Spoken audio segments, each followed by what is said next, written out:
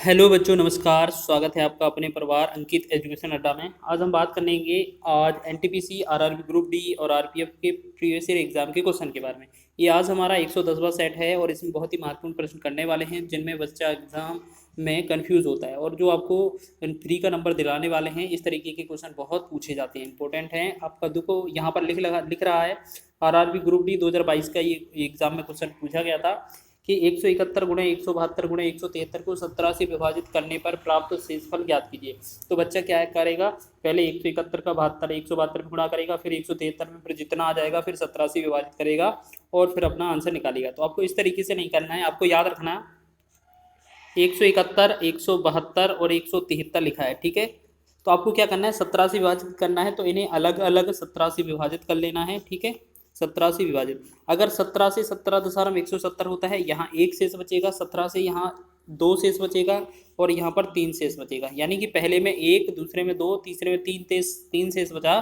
अब ये गुणा में दिया था क्वेश्चन, तो ये इन तीनों का गुणा कर देना है। इनका गुणा करेंगे तो 2 एकम 2 या 6, यानी कि 6 जो बनेगा इसका शेषफल, इसका राइट आंसर बनेगा ऑप्शन नंबर डी। इस तरीके का क्वेश्चन आपका पूछा गया था, बहुत ही कम समय में आप इसको कर सकते थे, बिना पेन की मदद से भी कर सकते थे। चलिए अगला देखेंगे, निम्न में से कौन सी संख्या 9 से विभाज्य नहीं है। तो 9 से विभाज्यता का रूल यह कहता है कि दी गई संख्या के पूरे अंकों को जोड़ लिया जाए और 9 से विभाजित अगर हो जाती है तो संख्या 9 से विभाज्य है। तो हम बात करते हैं, सबसे पहले पहला देखते हैं, 4 9 13, 1 14 और 4 18। जीरो जोड़ा लीजिएगा, 18 में 9 से भाग चला जाता है तो हम कह सकते हैं ये हमारा डिवाइड हो जाएगा, ठीक है। फिर बोला जा रहा है, अगला है 7 7 14 और 8 कितना हो जाएगा, 22 3 25 तो 27। तो ये जो 27 है, 27 भी 9 से डिवाइड हो जाता है, 9 3 27, तो ये वाला भी विभाजित हो जाता है। अगला लिखा है 3 5 8 हो जाएगा, 8 2 10 5 15 3 18। तीसरा विकल्प में क्या आ रहा है, 18, 18/9 हम डिवाइड करते हैं तो दो बार में ये भी विभाजित हो जाता है। तो बच्चा कुछ आंसर होना चाहिए, लेकिन फिर भी चेक करेंगे। 4 5 9 3 12 और 9 21। 21 में अगर आप 9 से डिवाइड करेंगे तो आपका भाग नहीं जाएगा। तो हमसे यही पूछा था कि 9 से विभाजित संख्या कौन सी नहीं है, तो डी ऑप्शन इसका राइट आंसर हो जाएगा। चलिए आगे देखेंगे, अगला प्रश्न क्या है। अगला प्रश्न लिखा है आपका, जब संख्या n को 5 से भाग देने पर शेषफल 2 बचता है तो n स्क्वायर को 5 से भाग देने पर कितना शेष बचेगा। वेरी वेरी इंपॉर्टेंट है ये, एसएससी का और आरआरबी का, ठीक है। तो सबसे पहले n को 5 से भाग देते हैं तो 2 शेषफल बचता है। तो आपको याद रखना, जिससे भाग दें और शेषफल जो बचे उन दोनों को जोड़ देना है। यानी कि जो 5 + 2 जोड़ देते हैं तो ये क्या बन जाती है, एक तरह से ये संख्या बन जाती है।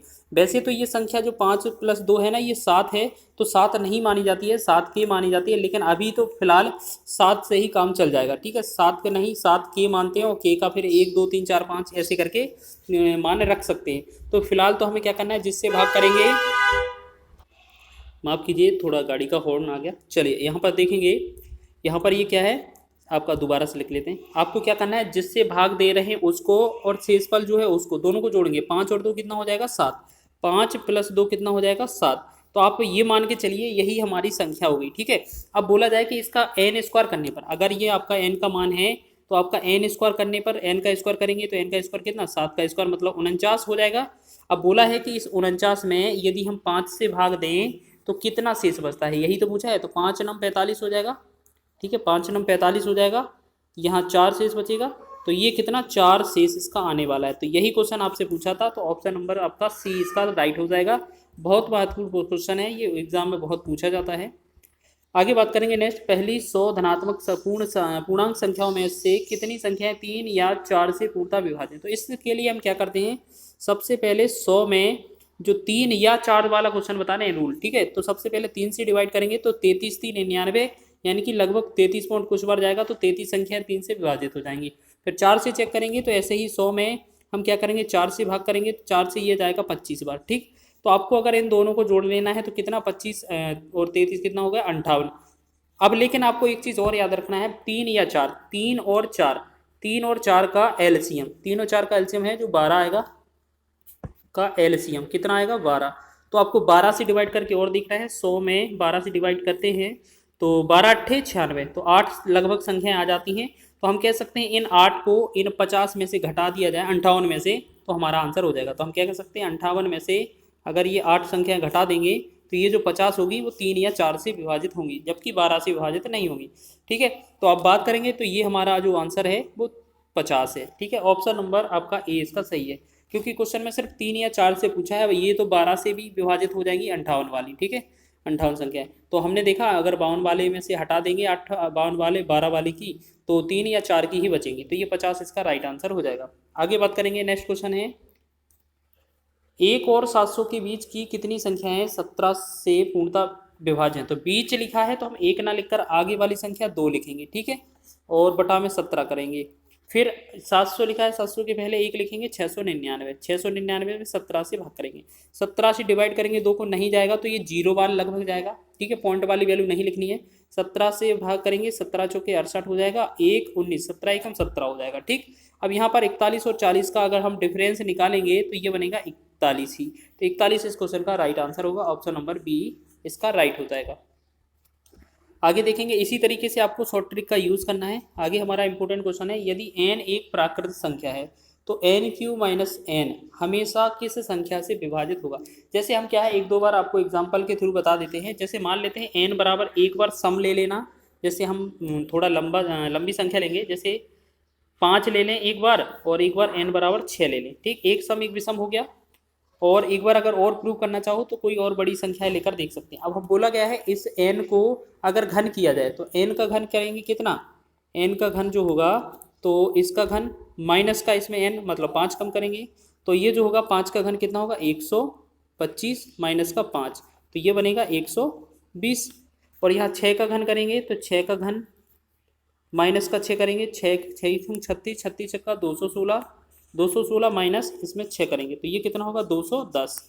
अब हमें क्या चेक करना है, इस 120 के गुणनखंड क्या क्या बन रहे हैं। तो इसके अगर फैक्टर निकालते हैं तो हमारा बनता है 2। अच्छा, इसे एक काम करते हैं, एक काम कर लेते हैं, इन चारों विकल्प से चेक कर लेते हैं कि अगर दोनों में जिसका भाग चला जाएगा वही आंसर हो जाएगा। ठीक है ना, जैसे हम बात करेंगे अगर 8 से भाग करेंगे तो 8 से भाग 8 एकम 8 दूना 16, और ये 8 से भाग नहीं जाएगा। ठीक है, फिर हम क्या करेंगे, फिर ये 6 से विभाजित करेंगे।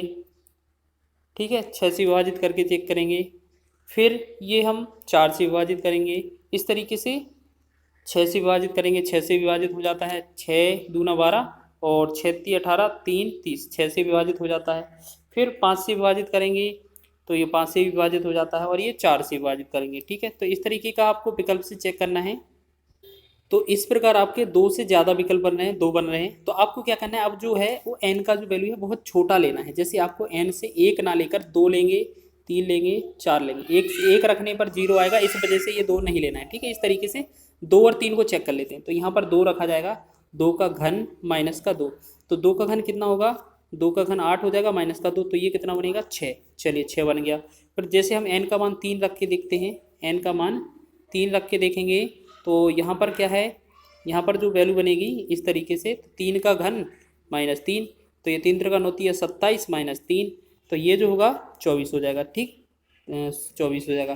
तो आपको ये बताना है इनमें से कौन सा संख्या है वो इन दोनों को विभाजित करती है। तो हमने देखा इसमें 8 से तो डिवाइड 1 24 हो जाएगा, लेकिन 6 नहीं होगा, 5 से डिवाइड नहीं होगा, 4 से भी डिवाइड नहीं होगा।